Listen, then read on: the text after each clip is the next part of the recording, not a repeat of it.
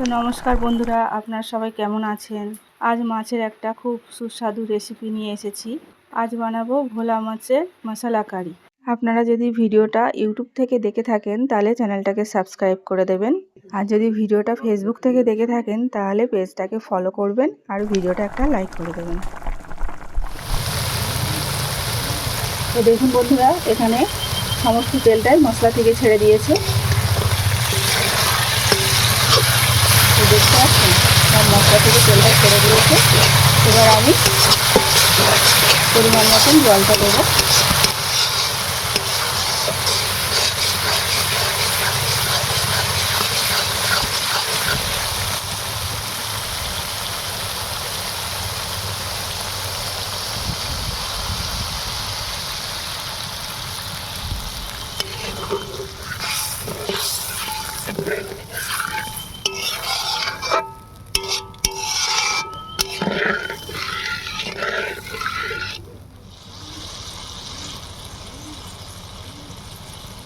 তো এবারে আমি মাছটা দিয়ে দেবো।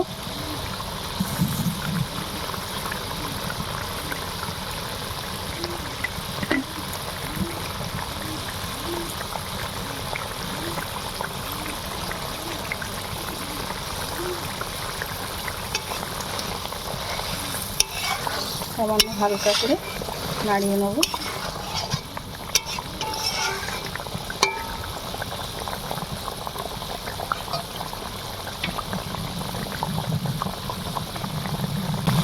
আমি 5 মিনিটের জন্য ঢাকনাটা দিয়ে হালকা আঁচে জাল দেবো।